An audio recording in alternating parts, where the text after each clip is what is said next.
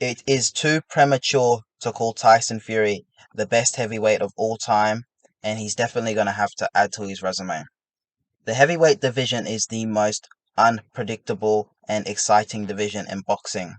You've got guys who are such big punchers, yet they just don't seem to have the most punch resistance. And I guess that's because these are men who are 200 pounds plus.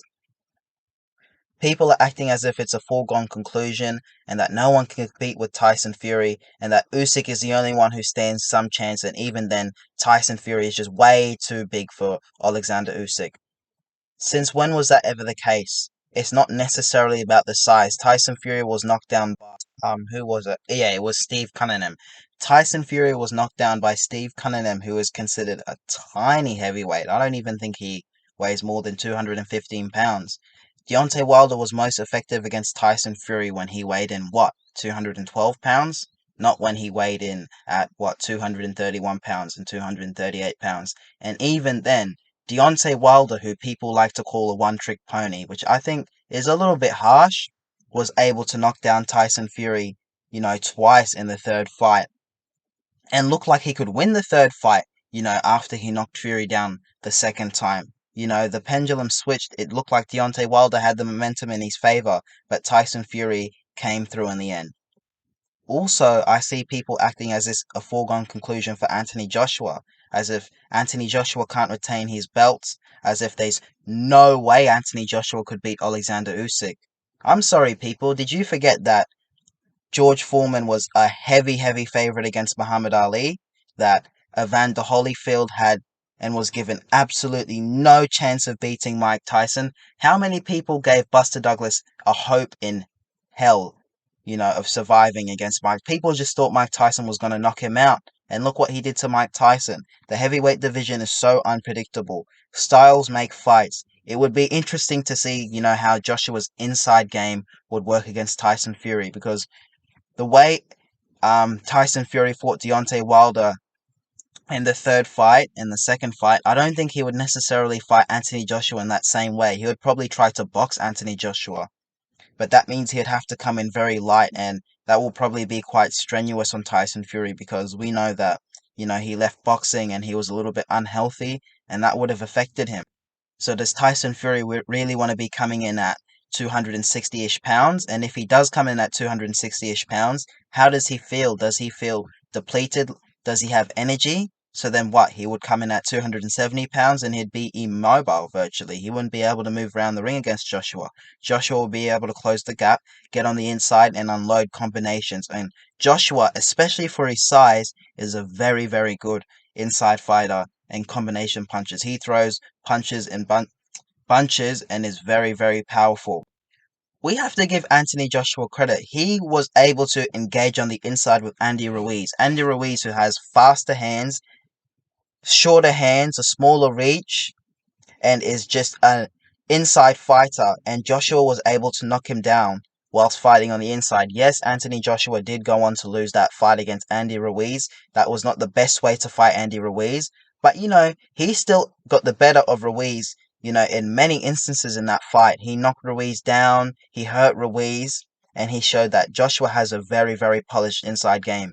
Do you really think Andy Ruiz do you really think Tyson Fury has the inside game Andy Ruiz does? Tyson Fury is very intelligent on the inside. He knows when to clinch, he knows when to punch, and we know that timing beats speed. But will his timing and will his tactics be able to negate the ability of Anthony Joshua? Joshua's got such big punches, such fast punches. Additionally, if he were to fight Alexander Usyk, how would Tyson Fury deal with the speed? Tyson Fury has never fought anyone who is as well coordinated as Alexander Usyk. So people who are saying that Usyk is just too small and that Tyson Fury is saying that Usyk is a blown up middleweight, well, mate, he's a heavyweight. He weighed in at what, 220 pounds in his fight against Anthony Joshua. They Tyson Fury has shown that he struggled against smaller fighters such as Steve Cunningham, who he listed as his toughest fight ever. This is a while back. So if it were in present day, he'd probably say maybe one of the Wilder fights, the first or the third Wilder fight, was his toughest. I don't know when exactly he said this, but I do remember Tyson Fury saying this. So if Steve Cunningham is causing him issues. If Steve Cunningham is a bit too quick for Tyson Fury, well then imagine Alexander Usyk. Usyk is also someone who's got a fantastic engine. So I'm not saying that Tyson Fury isn't the best in the heavyweight division. As of right now, he is the best in the heavyweight division, but there's still something for Tyson Fury to prove. It's not a foregone conclusion. Joshua can still come back. There's a potential that Joshua can beat Usyk in the rematch. I'm not saying Joshua will beat Usyk in the rematch, but I'm saying don't be surprised because this is the heavyweight division and anything can happen in boxing. We would really have to wait and see whether Tyson Fury can beat all of the top guys. And I recognize that you cannot always fight all of the top guys in your era, but Tyson Fury's got a lot more work to do. He can't just fight Deontay Wilder twice, or three times actually, Klitschko, Dylan White, and then claim that he's the best ever. No, he's definitely going to have to add to his resume. Since when was the bar set so low where you can only have a couple title defenses, a handful of title defenses, and consider the greatest?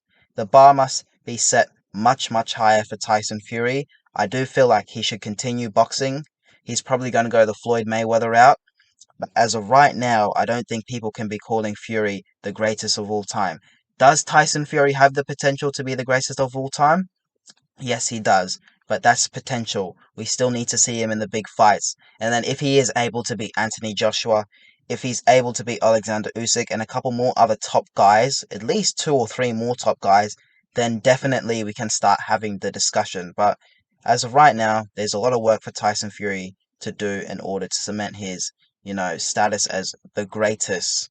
He is one of the best. He is extremely skilled and he is a handful for any heavyweight because this guy is 6'9", 270 pounds, can move very well, and is a very good boxer. And he's also added some big punches. He's much more of a puncher now. He's not necessarily the biggest puncher, but he can knock guys out. We've seen him start to knock guys out, and his ability to sustain big punches as the fight goes on is very incredible. And also, he is amazingly conditioned. So Tyson Fury is going to have to keep doing more. But as of right now, you've got to say he's the best in the heavyweight division. Peace.